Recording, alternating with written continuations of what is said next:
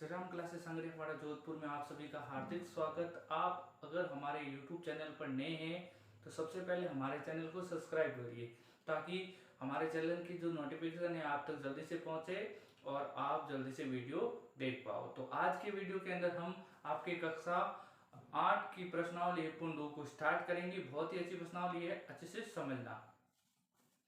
जिसका पहला क्वेश्चन है, निम्न संख्याओं को संख्या रेखा पर निरूपित करना। नंबर लाइन पे निरूपित करना या नंबर लाइन पे शो करना किस प्रकार से हम संख्या रेखा पर करते हैं, यानी स्केल वाली जो लाइन होती है उसके ऊपर हम कैसे परिमित संख्या को निरूपित करते हैं।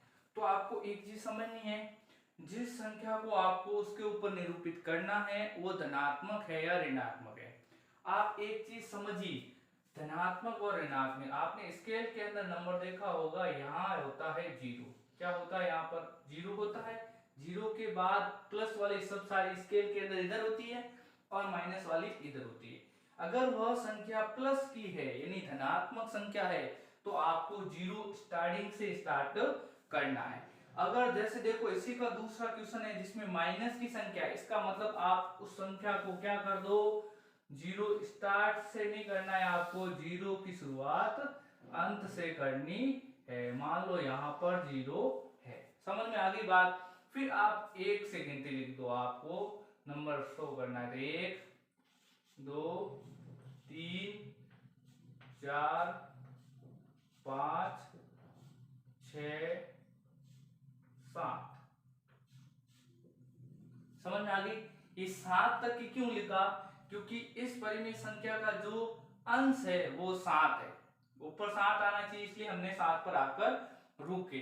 अब इसके बट्टे में चार है तो आप इन सब परिमेय संख्याओं के बट्टे में चार लिख दो। जैसे चार बट्टे में ये बटा चार, ये बटा चार, ये बटा चार, ये तीन बटा चार, ये दो बटा चार, ये एक बटा चार और ये जीरो बटा चार।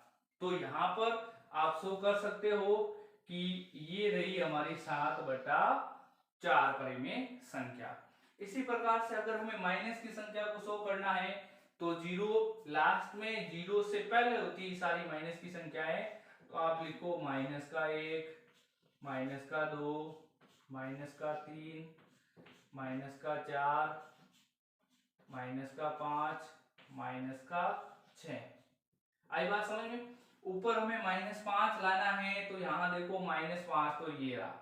अब इसके बट्टे में 6 होना चाहिए, इसका मतलब हम इन सब के बट्टे में क्या लिख देते हैं, 6 लिख देते हैं। ये लो 6। देखो यहाँ पर हमें चाहिए था -5/6, तो ये रहा -5/6 आ गया ये परिमेय संख्या। समझ में आई। आपको सिर्फ इतना ध्यान रखना है, अगर वह धनात्मक संख्या है तो जीरो के बाद प्लस की संख्या इधर से, तो जीरो से स्टार्ट करिए। अगर वो माइनस का कहे तो आपको ध्यान रखना है जीरो पीछे से और पहले माइनस की सारी संख्या है। तो इस प्रकार से आप किसी भी परिमेय संख्या को संख्या रेखा पर निरूपित कर सकते हो। तो जो दूसरा क्वेश्चन है वो भी इससे मिलता जुलता है। कैसे, देखिए -2/11, -9, 5/11, -9/11, इन सब के अंदर आप देखिए इसके अंदर सारी संख्या है वो माइनस की है, सब की सब माइनस की है। इसका मतलब जीरो पीछे से स्टार्ट करना है। तो ये लो जीरो, ये 1, ये 2, ये 3, ये 4, ये 5, ये 6, ये 7, ये 8, ये 9। आई बात समझ में। इन सबके देखो सारी संख्या माइनस की है और सबसे बड़ी बात इन सब का हर समान है, इसलिए ये एक ही संख्या रेखा के ऊपर सारी निरूपित हो सकती है। अगर इन सब का हर था वो अगर अलग अलग होता तो हम इसको संख्या रेखा पर निरूपित इस प्रकार से नहीं कर सकते थे, उसका कुछ अलग तरीका होता, उनके हरों को समान करके फिर हमें करना पड़ता। तो यहाँ तो पहले से हर समान है, तो यहाँ पर इन सब के बट्टे में 11 है तो आप इन सब के बट्टे में लिख दो 11।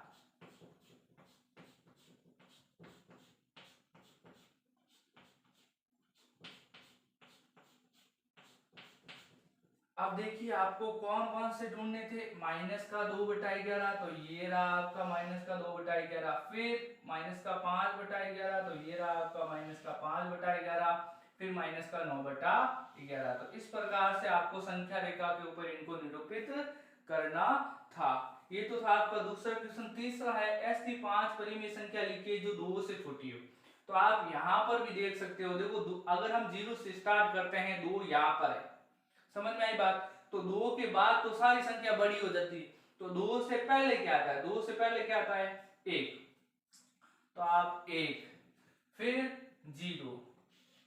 अब 0 से पहले क्या आता है, 0 से पहले देखिए -1 आता है, तो ये लीजिए -1, -2, -3, -4, बहुत सारी। आपको सिर्फ 5 बताने, तो 1 2 3 4 5, इसको ड्रॉप कर दीजिए। आपको परिमेय संख्या बतानी है तो इसमें कोई बटे में, यहाँ पर इनके बटे में 1 लिख दीजिए, चेंज नहीं होगी, यही रहेगी 2 से छोटी। तो ये होगी इनके बीच की परिमेय संख्या। तो आज की वीडियो में इतना ही, धन्यवाद।